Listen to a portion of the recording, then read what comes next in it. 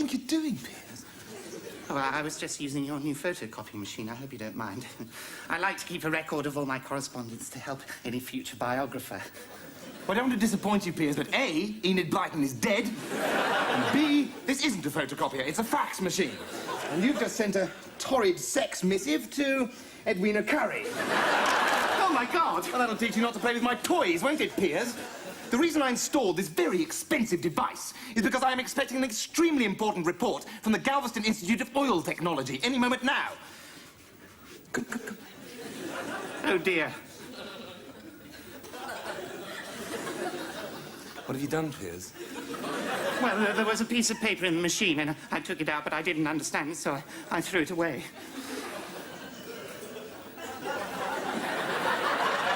Oh, dear. Oh, no, please, not the drill, no. I'll find it.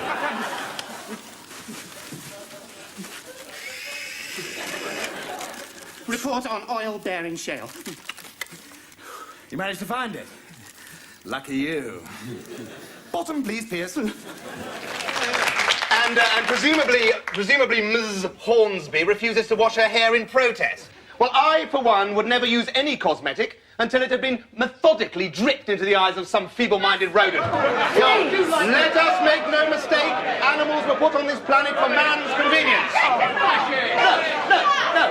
I will not be silenced by an audience of humdrums who have nothing better to do with their lives than apply to television companies for free tickets. God did not put animals on this earth merely to wander around aimlessly like the Labour front bench. And if the Almighty had not intended us to kill animals, then he would not have given us cunning brains and the stereoscopic vision required to aim right. Good night.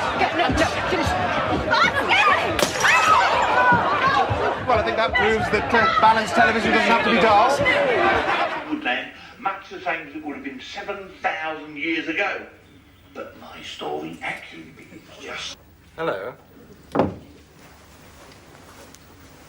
Bonjour.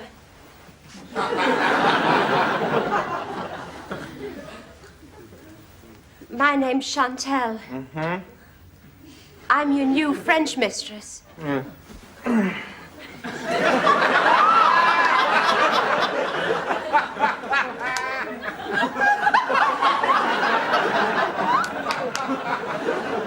You must be Mr. B.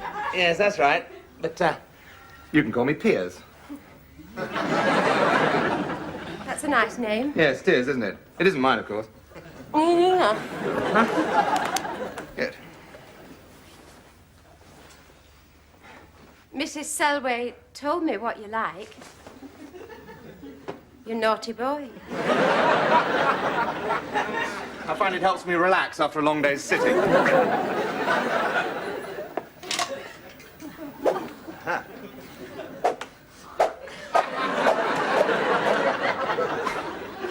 Yes, this seems like a nice whippy one.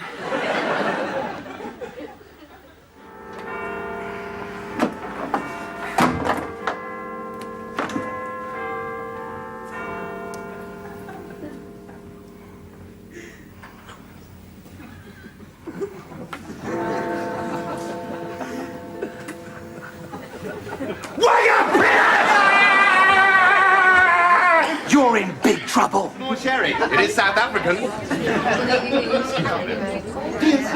Piers, give me the tram. You're not here to enjoy yourself. Ah, so you don't have to be a lesbian to be on the committee. You could just be booked. Listen, Sarah.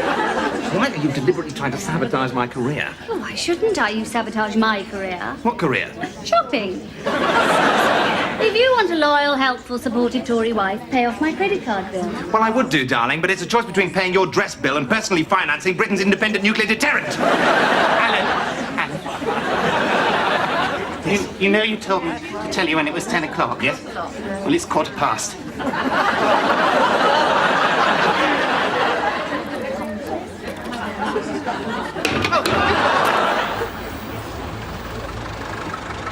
Piers, I've got one.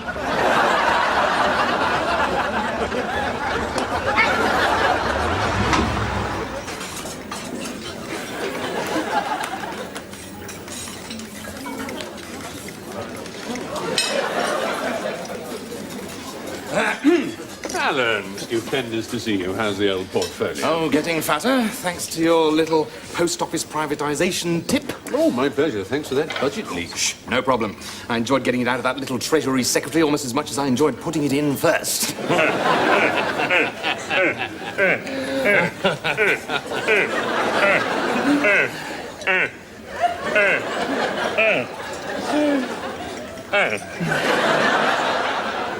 Now, Piers. Yes? Ah, so we have two peers. Oh, yes. Like Brighton.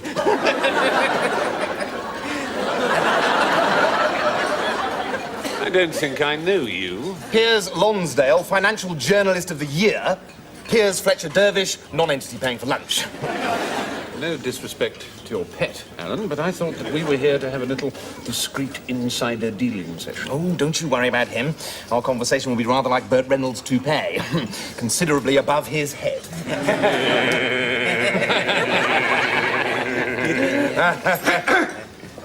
Now, are you ready to order, gentlemen? Good God, you're ugly. I beg your pardon, sir? Ugly and deaf, Alan. Go away and send us a presentable waiter who isn't disabled. Go on, shoo, whop. Don't you think that was rather rude, Piers? You're right, Piers, I'm sorry. Waiter! Sir? It seems I was rather rude to you. I'm so sorry. I meant to be indescribably rude. You really are the most... Wait a minute, I thought we asked for a better-looking waiter. And one who doesn't scrape his knuckles along the ground when he moves. Now, go away and bring us back a bottle of the most expensive wine in Europe. Very good, sir. Hopping. I beg your pardon? Hopping. Right. Backwards. Backwards. Exceptionally dim guy who answered why you were so interested in acquiring 250 East End football pitches. So now I'm going back to the West Indies on the banana boat. And it's my boat, my bananas, and my island in the sun. Lordy, lordy, white boy.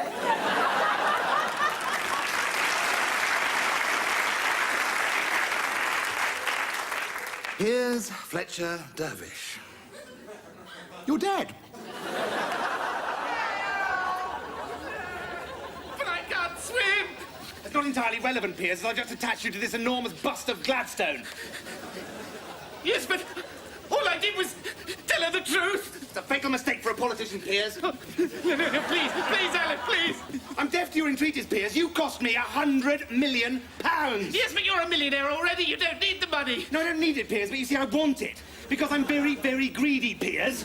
That is why I became a Conservative. Yes. Fine. You've outlived your usefulness. You're an expensive luxury I no longer use. Okay, go on, divorce me.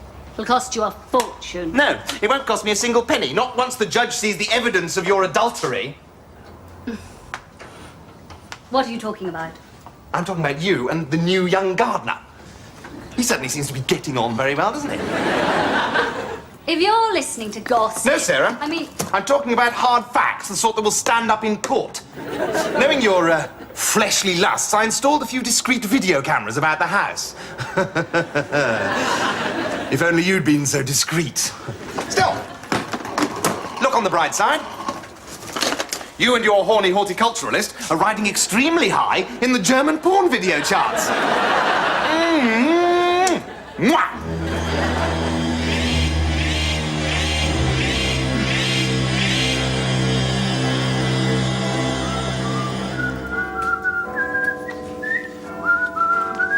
Mr. Bastard! Ellen! Jeff the Kid! Mr. Dickhead, the Express's dimmest journalist. You will have your little joke, won't you, Ellen? Yes. Anyway, I'm with the Sunday Sport now. Oh. Political correspondent. So, how was your holiday in Monte Carlo? Get your leg over much? Well, I think that's for Princess Stephanie to answer. Nice one. How many F's in Stephanie? About 3. Crying shame, your horse did so badly in the St. Ledger. Why? Did you have money on it? I had 1,000 on the nose. Eat the Poor was the hot favourite, wasn't he? Yes, but unfortunately he was drugged just before the race. Really? Oh, that's terrible. Yeah, especially for those who didn't know beforehand.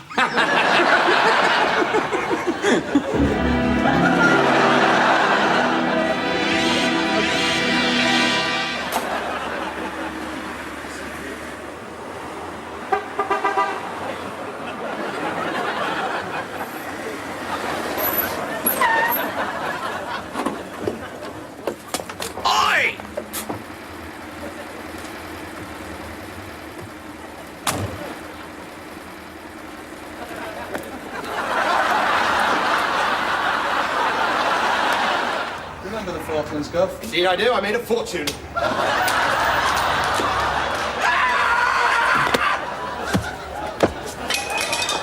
Happens all the time.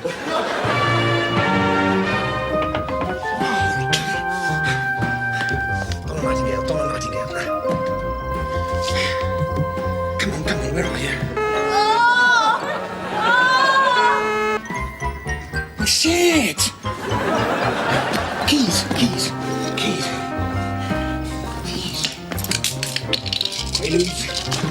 Keys, come on, keys! No keys.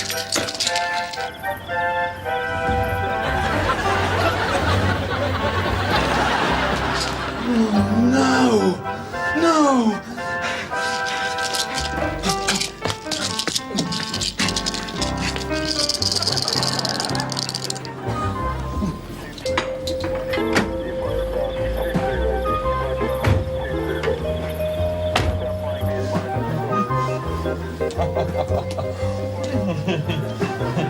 Assume the position.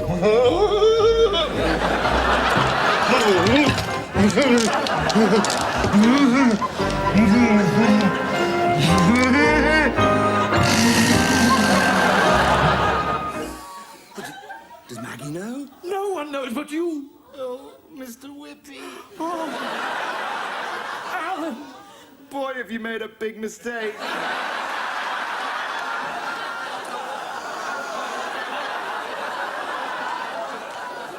What do you mean by that? I hate queers almost as much as I hate poor people. Oh, you have cheered me up. Well, what should we say? $1,000 a month for starters? And I can ignore any three-line whips that interfere with my busy heterosexual social life. You just said you don't need money. No, I don't need money, but I do love blackmail.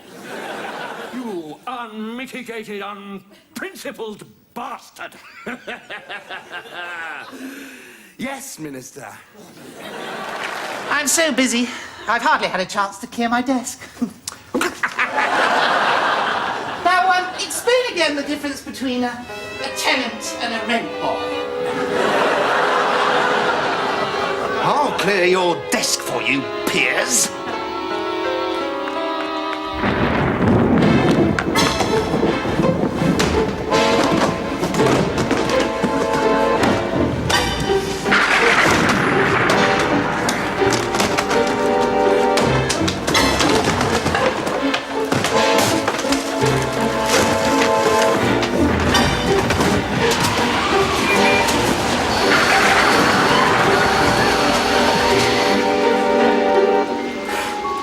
You're Piers Bear, aren't you? You must know what's going on. He tells you everything. I think it's time we had a little chat. Mr. Bear? Or shall I call you Teddy?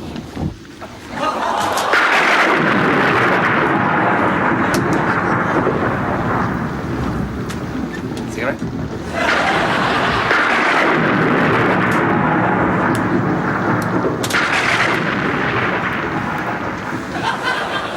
All right, Mr. Bear.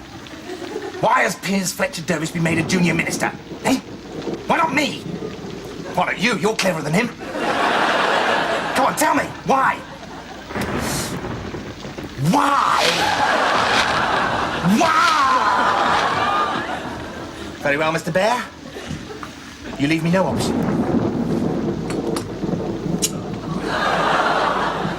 Tell me what is going on? What do you mean you can't hear?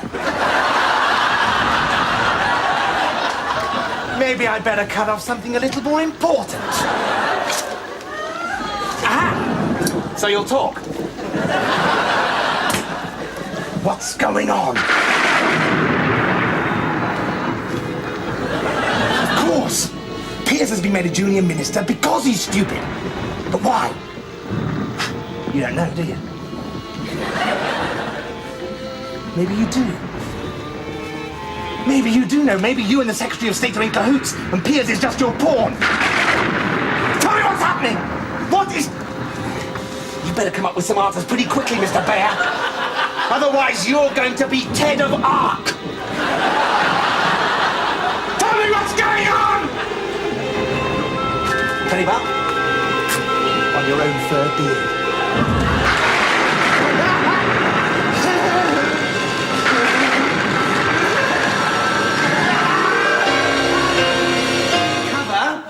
Well, remember this as a rather unusual wedding. And Clarissa Fletcher Dervish will know that I'm a very dangerous man to cross. So. If you'd all like to charge your glasses and be upstanding. No? Then I give you the toast. Piers and Clarissa.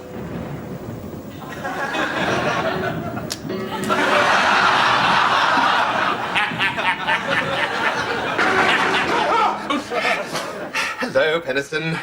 So, any sign of the dope? Who, Piers? No, my cake. Oh, that's coming, that's coming. Don't worry, just sit down and relax. Oh, what's with the metal screen thing? The view's a bummer, huh? No, the view happens not to be a bummer. The fact is, the animal livers have tried to kill me twice today. No, you just give them a taste of the old bullwhip guy and they'll soon go scampering back to their pebble-dashed huts. Well, good for you, Penniston. So underneath that debauched exterior, you're really just a good old-fashioned aristo. Debauchery is part of the heritage, Guy. All the Pennistons were alkies or junkies. They're excepting one, my grandfather, and he was a transvestite. And what happened to him? He changed his name to Simpson and married Edward VIII. So it's true. What's that? Jesus Christ. Third time unlucky for you, animal hater. How did they get in here? What am I going to do about this? I've got shutters on the windows. Don't agitate, Guy. People who make death threats never, do the thing. Really? No. My father used to get death threats all the time from this farm worker he'd evicted. What happened? Well, the peasant chased my old man into the long gallery with a shotgun and blew his brains out all over the Grinlingaments.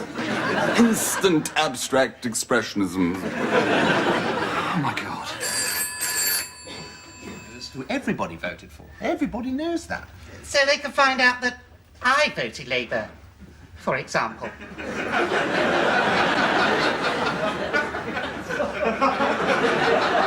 What do you mean? No, I was just being hypothetical, Alan. No, you weren't. You voted Labour last time, didn't you? Well, there were a lot of candidates and I got rather confused. Piers, you were voting in your own constituency. Your own name was on the ballot paper. I'm sorry, Alan. Oh, dear. Oh, dear. Oh, dear, oh, dear. Oh, dear, oh, dear.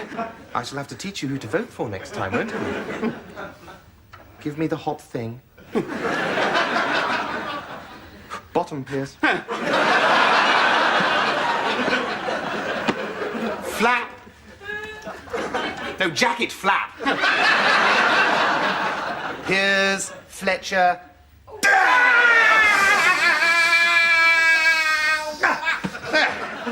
You'll know who to vote for next time, won't you? Pop in the booth, drop your trousers, and stick your head up your arsehole.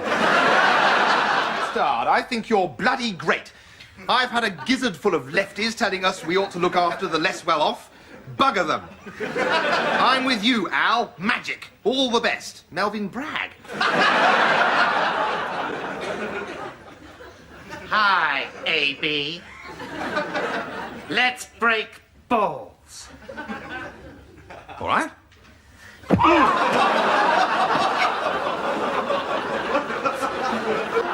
And where do you think you have been, Piers? At the Groucho Club, power lunching.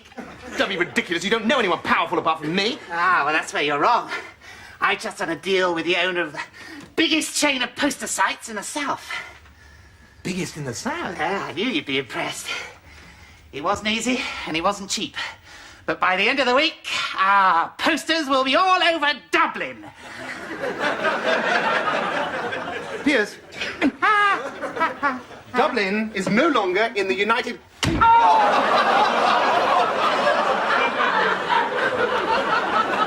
Sir Greville, welcome to the war room. Look at that. We're 11 points ahead. We can call the election any time we want. We'll romp it. Piers?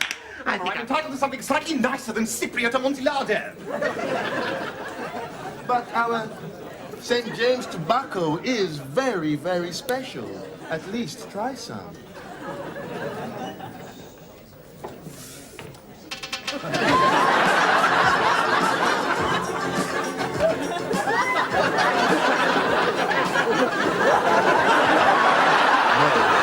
What did you say?